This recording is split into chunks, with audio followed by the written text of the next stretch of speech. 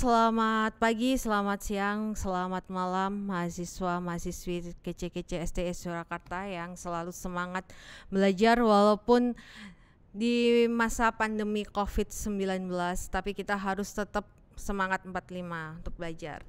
Oke teman-teman, kemarin kita udah belajar gimana caranya mencatat jurnal dengan sistem perpetual maupun sistem periodik di perusahaan dagang. Udah tahu perbedaannya ya pasti. Nah, setelah teman-teman bikin jurnal nih, teman-teman kan sama sih caranya kemarin, kemudian kita posting ke dalam buku besar, kemudian kita buat neraca saldo sebelum disesuaikan.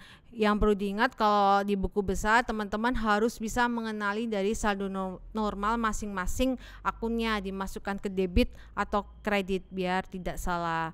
Nah, setelah membuat neraca saldo sebelum disesuaikan, otomatis ada beberapa akun yang dulu juga pernah saya jelaskan bahwa ada beberapa akun yang perlu disesuaikan di sini karena mungkin seperti ada mengalami penyusutan, mungkin ada pemakaian. Nah, maka di akhir periode perlu dilakukan penyesuaian.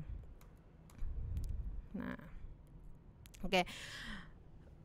Untuk di perusahaan dagang ini sebenarnya semua sama akun-akun yang perlu dilakukan penyesuaian. Di sini yang hanya ada tambahan itu di persediaan.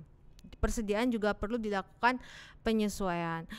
Mungkin sedikit kita akan flashback ya, mengingat kalau kemarin di perusahaan jasa itu kita sudah melakukan mencatat jurnal penyesuaian tuh, misal seperti perlengkapan. Kenapa perlengkapan itu perlu dilakukan penyesuaian? Karena kita ada pemakaian perlengkapan.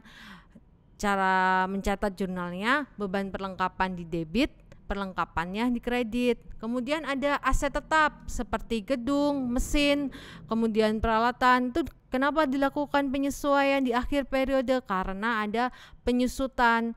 Maka perlu dilakukan pencatatan jurnal penyesuaian, yaitu beban penyusutannya di debit, kemudian kreditnya akumulasi penyusutan. Kemudian ada lagi akun beban dibayar di muka seperti sewa dan asuransi.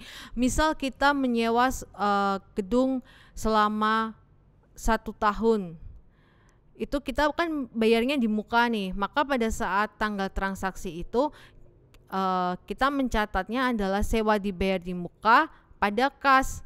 Tapi ketika akhir periode kita kan pasti sudah menggunakan gedungnya ya, udah ada sewa yang sudah terpakai ya, maka langsung di debit. Pada saat jurnal penyesuaian, beban sewanya di debit, kemudian sewa dibayar di mukanya di kredit. Sama seperti asuransi juga. Asuransi kan kita bayar di muka dulu nih, baru kita mendapatkan manfaatnya di kemudian hari. Maka pada saat tanggal transaksi kan asuransi dibayar di mukanya di debit, kemudian karena kita membayar otomatis kas kita berkurang, maka dicatat di kredit. Nah, tapi pada saat kita sudah memakai asuransi nih misal, nah maka perlu dilakukan penyesuaian karena ada pemakaian asuransi, maka beban asuransi dicatat di debit, kemudian asuransi dibayar di mukanya di kredit. Nah, kemudian ada lagi kemarin kita sudah pelajari akun beban yang masih harus dibayar, atau sama aja kita beban itu sudah terjadi tetapi kita belum melakukan pembayaran kas. Misal kita membayar gaji karyawan secara mingguan nih, mungkin minggu lalu kita belum membayar gaji karyawan, maka kita masih punya utang, maka dicatatnya sebagai beban gaji di debit, kreditnya utang gaji. Kemudian kita juga sudah mempelajari kemarin ada jurnal penyesuaian akun pendapatan yang masih akan diterima, di mana kita sudah memberikan jasa kepada klien tetapi kita belum mendapatkan kas atau mendapatkan si klien ini belum bayar ke kita. Nah, maka kita mencatat jurnal penyesuaiannya adalah piutang usaha debit, pendapatan jasanya kredit.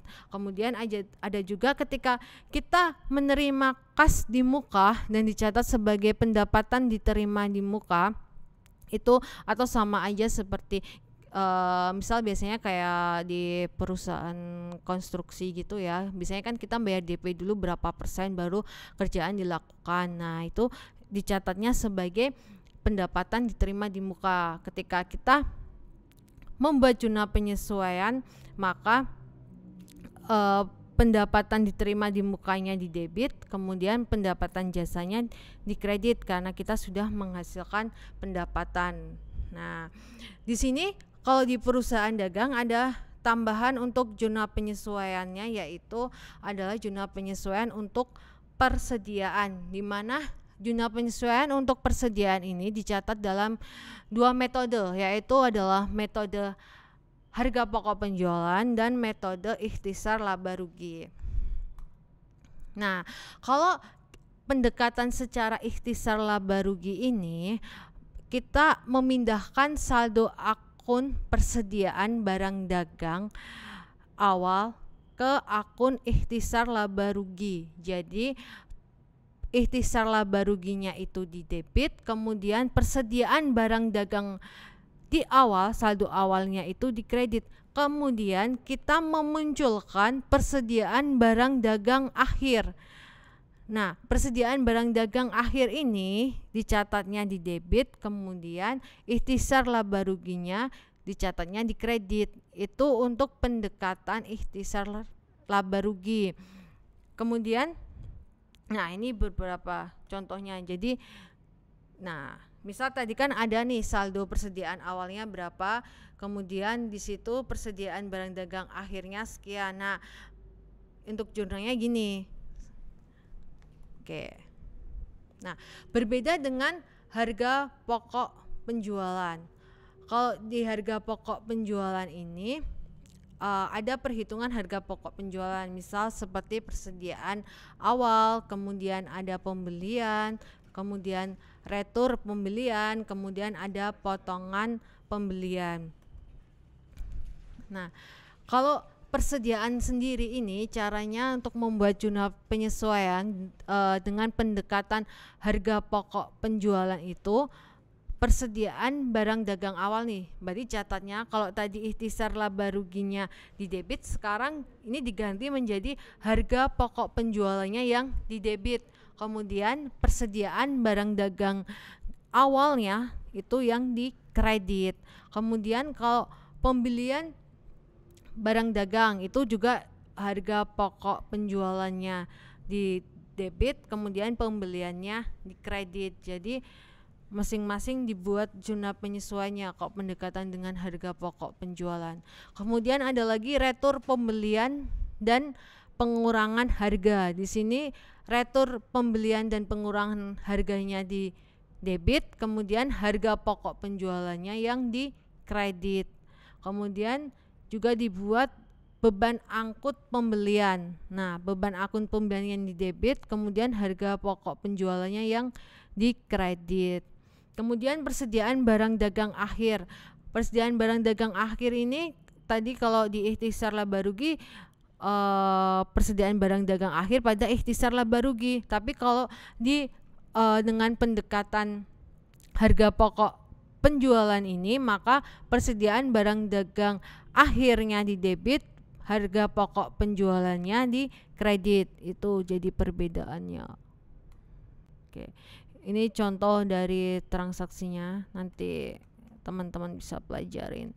Jadi di sini bahwa kalau jurnal penyesuaian ini berfungsi untuk menetapkan saldo di buku besar pada akhir periode. Kalau kemarin perusahaan dagang cuma ada perlengkapan, aset tetap, kemudian pendapatan diterima di muka, pendapatan yang masih akan diterima, kemudian beban yang masih harus dibayar, dan ada beban dibayar di muka. Kalau di perusahaan dagang ada tambahan penyesuaian untuk persediaan, di mana ada dua metode, yaitu metode dengan ikhtisar laba rugi, kemudian ada harga pokok penjualan, di mana kalau ikhtisar laba rugi pada saat penyesuaian nanti memunculkan persediaan barang dagang akhir pada ikhtisar laba rugi, sedangkan kalau harga pokok penjualan persediaan barang dagang akhir pada harga pokok penjualan. Jadi itu perbedaan dari dua metode. Oke teman-teman, nanti untuk latihannya kita akan latihan kasus-kasus seperti kemarin di perusahaan jasa. Jadi tetap semangat untuk berlatih, tetap semangat untuk belajar.